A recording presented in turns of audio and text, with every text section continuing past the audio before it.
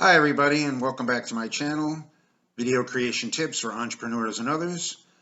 My name is Mike LaValle and I'm the owner and CEO of Triple M Video Productions out of St. Petersburg, Florida.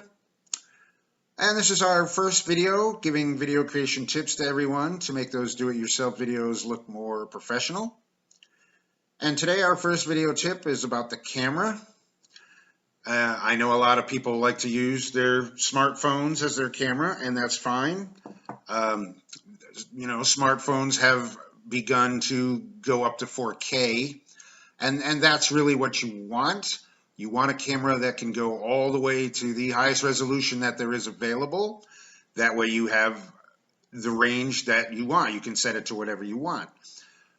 Shooting in 4K, most of the time when you're making your own videos, you're not going to need to go that high.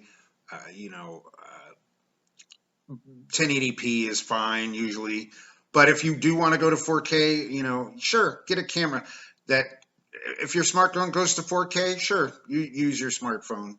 If not, go out and get yourself a top of the line GoPro, because those do go all the way up to 4K, or a Sony S7 camcorder is also a good option.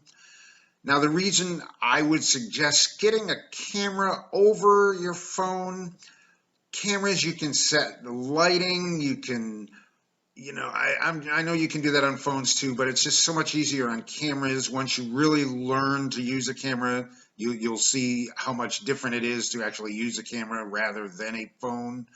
Just easier to set the lightings and the parameters, and there's just so much more that you can set on a camera than an actual phone. Also, go out and get a stabilizer stick of some sort for whatever camera you have. Like this one would work for a smartphone or a GoPro. Because if you're shooting it with the camera in your hand, it's going to be shaky. It's going to look, unless you have a very steady hand, it's going to look like you were holding the camera.